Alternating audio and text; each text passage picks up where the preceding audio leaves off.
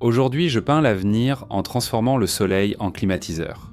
On démarre par la cabane de Brandon qui vit ici à l'année et a vraiment besoin de fraîcheur. Je garde un capteur de température ici dans la cabane et ça vous donnera une idée du problème. En avril, une vague de chaleur exceptionnelle a fait monter les températures à 36 degrés Celsius, 96,8 degrés Fahrenheit. Mon immeuble a atteint environ 88 degrés Fahrenheit, ce qui reste correct. C'est bien sous la température maximale, mais assez chaud pour gêner un rat du désert. Quand on est ici, à travailler sous la chaleur estivale, en plein soleil, c'est trop. On y fait face comme le reste du monde, c'est-à-dire qu'on fait une sieste à midi. Mais si le seul endroit à l'ombre est inconfortablement chaud, est-ce qu'on a vraiment accompli quelque chose en sortant du soleil ? Je veux dire, dans une certaine mesure. Mais si tu dois te cacher dans l'embrasure d'une porte et t'orienter. Juste comme ça, parce que la largeur de l'ombre est si mince, tu dois te cacher dans le peu d'ombre précieuse qu'il y a. L'une de mes chaînes préférées sur YouTube, c'est Nighthawk Elite. Ben a réalisé un épisode sur sa peinture de refroidissement radiatif qu'il a lui-même fabriquée. C'est incroyable. En gros, cette peinture pourrait offrir une climatisation passive, sans électricité, en absorbant la chaleur de son environnement et en la projetant dans l'espace sous forme de rayonnement infrarouge. C'est impressionnant qu'il ait fabriqué ce produit avec des matériaux courants, facilement reproductibles par d'autres. Si vous n'avez pas regardé cette chaîne, je vous la recommande vivement. C'est beaucoup plus axé sur la science que DUST-UPS, mais j'ai énormément appris rien qu'en les regardant. La peinture fonctionne de deux façons et l'une d'elles est assez évidente. C'est la couleur blanche. Et ces bâtiments sont déjà peints en blanc pour une raison. Nous voulons absorber le moins d'énergie solaire possible. Ces bâtiments restent en dessous des températures maximales, en réfléchissant la majeure partie de l'énergie solaire. Et je pense que tout le monde le sait. Peindre avec des couleurs foncées aide la peinture à absorber l'énergie solaire. Une peinture blanche classique, elle, réfléchit environ 80% de cette énergie. Mais vous vous souvenez peut-être de vos cours de sciences tant que le rayonnement se trouve sur un spectre. Vous avez tout, des ondes radio jusqu'aux rayons gamma. C'est ce qui permet à la peinture blanche d'atteindre environ 80%, car elle réfléchit la plupart du spectre. La peinture blanche réfléchit la lumière visible, c'est ce qui la rend blanche et elle réfléchit aussi une partie du rayonnement proche infrarouge et ultraviolet. La peinture à refroidissement radiatif élargit ce spectre de sorte que 95 à 98% du rayonnement entrant est renvoyé. On peut voir cela comme une stratégie défensive de la peinture, tout rejeter, mais ce n'est qu'une partie de la stratégie. Voici la défense et l'attaque. Vous connaissez déjà la stratégie offensive la plus évidente ici, la climatisation. Mais cela coûte extrêmement cher à cause de cette petite pièce juste ici qui contient pour des milliers et des milliers de dollars d'équipements électriques hors réseau. Des onduleurs, des régulateurs de charge, des batteries, beaucoup de batteries. Et s'il y a une chose que les climatiseurs adorent, c'est l'électricité. Ils consomment de l'énergie toute la journée. L'idéal serait une solution comme à El Paso, où la plupart utilisent des refroidisseurs évaporatifs qui rafraîchissent l'air en évaporant de l'eau. Et ensuite, on souffle l'air frais dans toute la maison. Cependant, cela nécessite de l'eau et celle-ci est rare dans le désert. J'aime que cette peinture s'applique en une seule fois, c'est fini. Peut-être qu'une fois tous les 36 du mois, il faut aller balayer ou laver le toit pour qu'il ait la vue la plus dégagée possible sur le ciel. Cet entretien suffirait à rafraîchir le bâtiment. Tout objet au-dessus du zéro absolu émet un rayonnement thermique à cause du mouvement et des vibrations des particules. La longueur d'onde et l'intensité dépendent de la température de l'objet. C'est ainsi que fonctionne cette caméra thermique. Elle détecte le rayonnement thermique entrant et vous montre les différences d'intensité. Avec une peinture de refroidissement radiatif, la partie offensive de la stratégie consiste à être exceptionnellement efficace pour émettre un rayonnement thermique dans une bande très étroite. La Terre a une fenêtre atmosphérique permettant au rayonnement infrarouge de 8 à 13 micromètres de traversée presque sans interférence. Nous avons évoqué le rayonnement solaire entrant, mais qu'en est-il de la chaleur déjà présente dans le bâtiment ? Avant de vous présenter le processus d'application et de tester son efficacité, laissez-moi d'abord vous le présenter.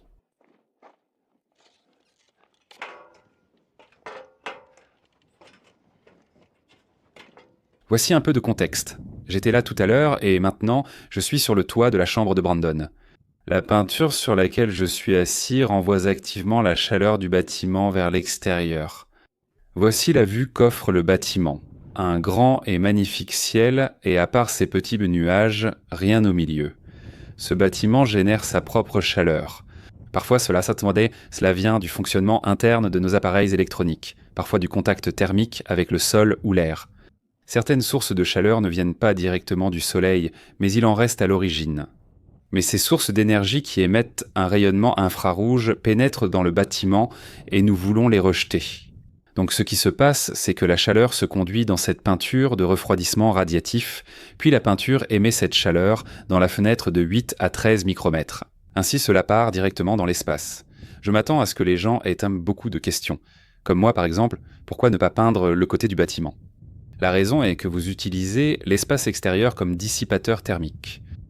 Alors regardez ici, je vais amener la caméra au niveau du mur supérieur de la chambre de Brandon et nous faisons face à l'est. Vous êtes à environ 2 cm au-dessus du toit. Je veux que vous voyiez cette vue de face. Les montagnes bloquent donc la vue, je ne vois pas le ciel. Donc ce qui se passerait, c'est que le rayonnement infrarouge émis par le mur irait frapper cette montagne, puis il va simplement se réfléchir en retour. Et le but, c'est d'utiliser l'espace comme dissipateur thermique. Nous devons pouvoir voir cela. Pas ça. Il y a un intérêt à peindre les côtés des bâtiments, mais seulement dans le sens d'une stratégie défensive contre le soleil. Vous rejetez 95 à 98% du rayonnement contre 80% avec une peinture blanche classique, mais vous ne profitez pas des émissions infrarouges actives vers l'espace, ce qui provoque le refroidissement. J'ai brièvement envisagé de peindre aussi le côté du bâtiment, mais je me suis dit, enfin, la peinture ne correspond pas. Donc j'aimerais vraiment avoir la performance. Et je ne suis pas particulièrement exigeant sur l'aspect visuel, mais vous savez, je veux quand même que la peinture corresponde. Au départ, je pensais suivre la recette de Ben de Nighthawk et Light, mais j'ai eu des choses à faire. Et je n'ai pas besoin de faire ça à répétition. Est-ce vraiment une compétence que j'ai besoin de développer ? Comment fabriquer une peinture à refroidissement radiatif ? Alors j'ai commencé à chercher des producteurs commerciaux. C'est difficile à trouver, mais j'en ai trouvé un et je veux essentiellement faire un test du produit. Je mettrai un lien en description, mais sachez que je n'ai pas été payé pour cet avis. C'est juste un « comment ça marche ». Dans mon cas, je veux juste vous montrer comment il fonctionne et partager mon expérience avec cette peinture. Maintenant que vous savez comment ça marche, appliquons une peinture à refroidissement radiatif, non radioactive mais radiative. La peinture elle-même est extrêmement épaisse et je n'ai pas de mélangeur à peinture. Mais ce que j'ai, c'est le besoin de faire tourner mon bulldozer pendant environ une demi-journée. Aujourd'hui, allons fabriquer de la peinture.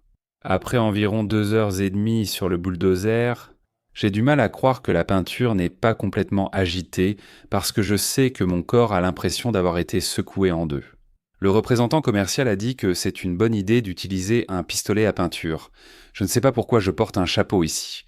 Ça marcherait même avec un pinceau, mais comme la peinture est très épaisse, comme ça fera un effet peint, et comme c'est un toit, je m'en fiche, mais il a dit que ça ira 10 fois plus vite si tu la pulvérises. J'ai très peu de temps ici, donc ça vaut le coup d'investir dans un pistolet à peinture pour faire ça efficacement. Et ce que j'espère vraiment, sincèrement, c'est que, waouh, ce soit tellement réussi que ça ait du sens de faire les autres bâtiments. Je n'aime pas l'état, mais ça rend mon espace de travail plus propre et organisé, ce qui m'aide à réfléchir clairement. Tuyau haute pression de 7,50 m, pistolet pulvérisateur sans air, le protège-buse.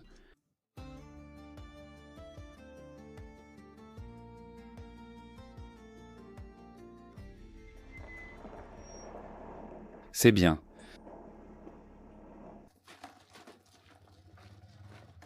Je me demande de combien d'eau j'ai besoin.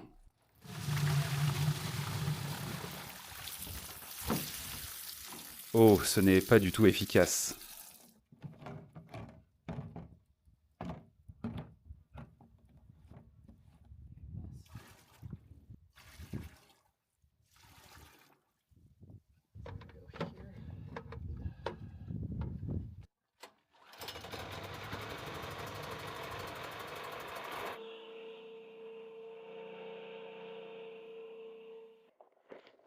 C'est la peinture.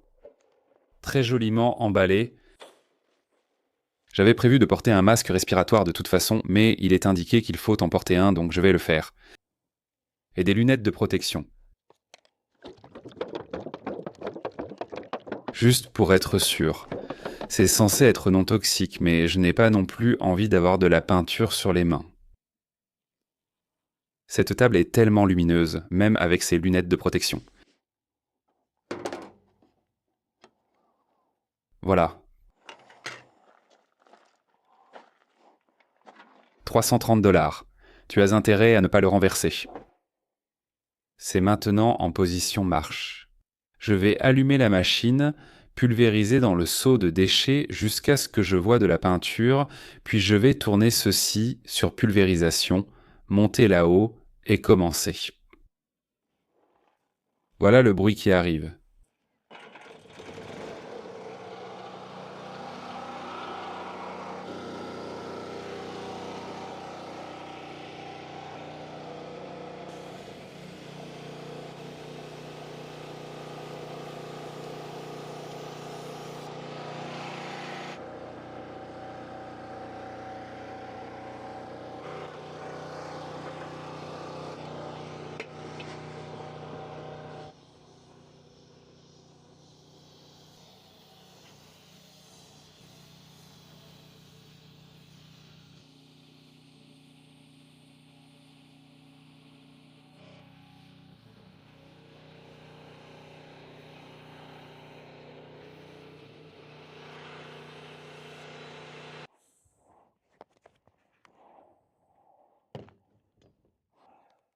C'était très stressant, et c'était ma première utilisation d'un pulvérisateur de peinture sans air. Personne ne risque de m'embaucher pour peindre quoi que ce soit. C'était horrible, mais j'espère que ça fera l'affaire. Je veux dire, j'ai à peine réussi à couvrir le toit parce que j'ai gaspillé tellement de peinture en essayant de comprendre comment utiliser le pulvérisateur au départ. Je savais que ce n'était pas si difficile, mais tu sais, j'ai probablement gaspillé 70 $ sur les 330 juste en mettant trop de temps à apprêter et en faisant des bêtises. Mais regarde, comme c'est une peinture à base d'eau, elle devrait sécher très rapidement. Mais je ne suis pas sûr de ce que tu vois à la caméra. J'ai l'impression que ça va être super tacheté. Eh bien, c'est vraiment très tacheté, je le vois. Mais j'espère que ce sera suffisant pour faire l'affaire. J'espérais en avoir en trop, mais franchement, c'était naïf de ma part. Il y a une petite chose amusante que je veux faire parce que je suis en maternelle. Je veux peindre avec les doigts.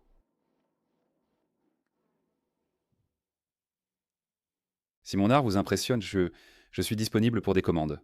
Bref, allons voir ça. Allons voir si la peinture est sèche. Venez avec moi.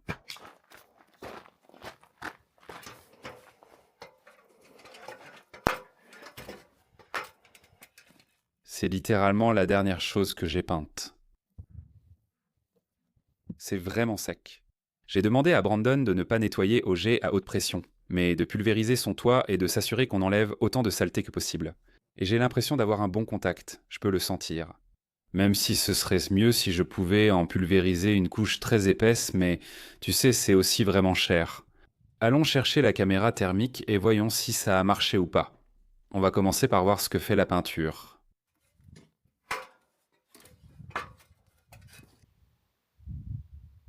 Waouh, d'accord, ça indique 83 degrés et on mettra ça en Celsius à l'écran.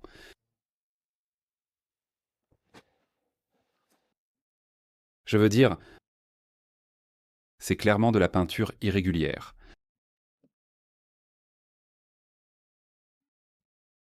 Et tu peux voir les endroits où j'ai peint. Mais regardons le bâtiment voisin. Bon, ce n'est probablement pas une comparaison juste. Regarde la cuisine. Il est indiqué que le toit est à 109. Sur C'est la cuisine, indice sur le toit, et ceci est 92. Je pense que cela aidera à garder les bâtiments frais. Le bâtiment voisin a une surface à 110. La température de surface est de 83. Allons en cuisine vérifier la température réelle. Je sais que ces chiffres sont faux et qu'ils seront bien plus élevés.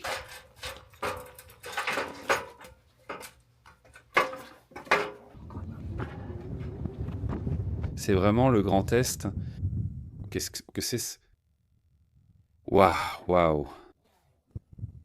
Donc sur ce bâtiment-là, il faisait 83 degrés et la température de surface sur ce bâtiment est de 112. Et je devrais vous donner la température ambiante, mais la température de surface du toit a baissé de 29 degrés. Une énorme différence. Température ambiante, 79. 70, 68,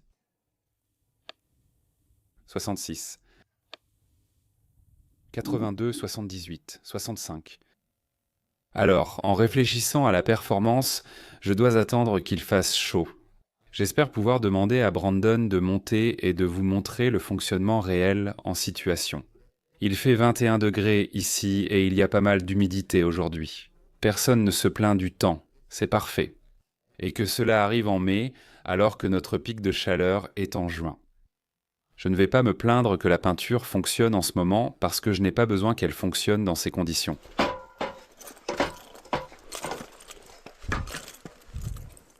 Très bien, voici mon toit.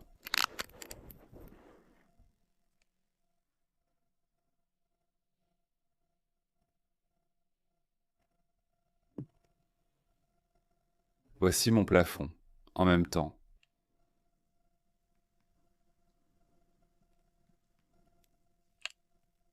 Plafond ou toit de la cuisine, je suppose. Cuisine? Toit. Quelle différence, mon Dieu, et c'est dans mon ombre.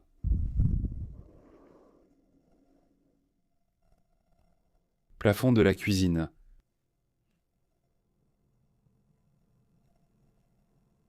Pas trop de différence à l'intérieur pour l'instant à cette heure de la journée. Et je pense que la plupart des gens se demandent, à juste titre, pourquoi ne pas simplement construire un toit? Eh bien, un toit ne va pas vous permettre d'être en dessous de la température ambiante. Et la deuxième chose, c'est que j'ai tous ces tuyaux remplis d'huile que nous avons commencé à souder. Enfin, nous poserons des perlins au-dessus de ces bâtiments et mettrons tout à niveau. Je pourrais ensuite avoir un deuxième étage de 112 mètres. Et bien sûr, tout cela serait complètement à l'ombre, et les bâtiments qui fourniraient la structure au-dessus seraient à l'ombre en permanence. Et cela ferait que la peinture de refroidissement radiatif cesserait de fonctionner sans vue sur l'espace. Nous y arriverons un jour parce que j'ai plus besoin de l'espace que d'une peinture rafraîchissante sur mes bâtiments. Mais j'ai une forêt dans le désert à construire et ajouter un deuxième étage va être assez coûteux. Nous agissons avec un budget limité, c'est possible à moindre coût, mais ce n'est pas prioritaire. Si vous avez une idée de refroidissement pour mon installation, dites-le en commentaire. Je suis toujours à la recherche d'idées parce qu'il va bientôt faire très chaud et tout ce que je peux faire pour rester à l'aise ici est une grande victoire.